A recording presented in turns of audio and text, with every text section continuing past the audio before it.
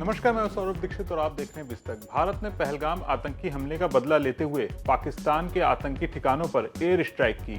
9 ठिकानों पर air strike में 100 से ज्यादा आतंकी मारे गए।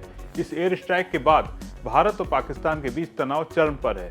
इस तनाव के बीच अब दूरसंचार विभाग यानी डीओटी ने सभी प्राइवेट और सरकारी टेलीकॉम कंपनियों को बड़ा आदेश दिया है। इन कंपनियों में जियो, एयरटेल, वोडाफोन आइडिया और बीएसएनएल शामिल हैं। इन कंपनियों से तुरंत एक चीज रोकने को कहा गया है। सवाल यह है कि डॉट ने टेलीकॉम कंपनियों को कौन सा आदेश दिया है, इन कंपनियों को क्या चीज रोकने की बात कही गई है और इसका आम आदमी पर क्या असर पड़ने वाला है। ये पूरा मामला हम आपको बेहद आसान भाषा में बताने जा रहे हैं। सबसे पहले आपको बताते हैं दूरसंचार विभाग ने टेलीकॉम कंपनियों को कौन सा आदेश दिया है। दूरसंचार विभाग ने सभी प्राइवेट और सरकारी टेलीकॉम कंपनियों को आपदा स्तर पर तैयारी रखने और नेटवर्क को पूरी तरह से सुरक्षित रखने के सख्त निर्देश दिए हैं। दूरसंचार मंत्रालय ने एयरटेल, जियो, बीएसएनएल और वोडाफोन जैसी टेलीकॉम कंपनियों को एक बड़ा आदेश जारी किया है। मंत्रालय ने कहा है कि सभी टेलीकॉम कंपनियां मिलकर काम करें ताकि देश में कहीं भी नेटवर्क की कोई रुकावट न आए। हाल ही में भारत में मोबाइल सिम कार्ड की होम डिलीवरी को लेकर एक नई सुविधा भी शुरू की गई थी, जिससे ग्राहक अपने घर बैठे कुछ ही मिनटों में सिम कार्ड को मंगा सकते थे।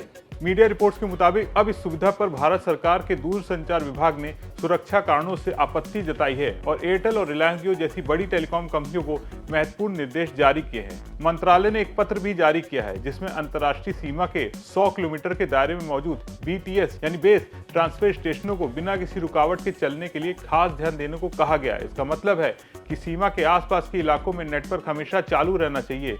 इसके अलावा आपातकालीन संचालन केंद्रों पर कनेक्टिविटी को प्राथमिकता देने के लिए भी निर्देश दिए गए हैं। ये केंद्र राज्य और जिला स्तर पर काम करते हैं और आपदा के समय बहुत जरूरी होते हैं। इस तनाव के बीच साइबर हमलों का खतरा भी बढ़ गया है, इसलिए डॉट ने टेलीकॉम कंपनियों को अपने नेटवर्क को साइबर हमलों को सुरक्षित रखने के लिए विशेष इंतजाम करने को कहा है। कंपनियों को 2020 में बने स्टैंडर्ड ऑपरेटिंग प्रोसीजर यानी एसओपी को सख्ती से लागू करने के आदेश दिए गए हैं। आपदा के समय एक बहुत ही खास सुविधा है जिसे इंट्रा सर्किल रोमिंग कहते हैं। इस सुविधा के तहत अगर आपका नेटवर्क काम नहीं कर रहा है तो आप किसी दूसरी टेलीकॉम कंपनी के नेटवर्क का इस्तेमाल कर सकते हैं। उदाहरण के लिए अगर आपका जियो का सिम है और जियो का नेटवर्क डाउन है तो आप एयरटेल या वोडाफोन के नेटवर्क से कॉल कर सकते हैं। पिछले साल ओडिशा में आए चक्रवाती तूफान के दौरान भी इस सुविधा का इस्तेमाल किया गया था, जिससे लोगों को नेटवर्क की कोई दिक्कत नहीं हुई। इस बार भी डॉट ने सभी टेलीकॉम कंपनियों को इस सुविधा को तैयार रखने के निर्देश दिए हैं ताकि आपदा या युद्ध जैसी स्थिति में लोग एक दूसरे से जुड़े रहें। अब सवाल ये कि इस खबर का आम लोगों पर क्या असर होगा। तो बता दें, इसका सबसे बड़ा फायदा ये कि अगर कोई आपात स्थिति आती है तो आपका मोबाइल नेटवर्क बिना रुकावट के काम करता रहेगा।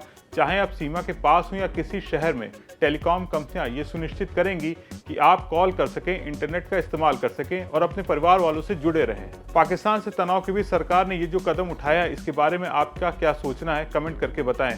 अगर आपकी जानकारी पसंद आई हो तो वीडियो को लाइक करें, अपने दोस्तों के साथ शेयर करें और बिस्तक को सब्सक्राइब करना ना भूलें।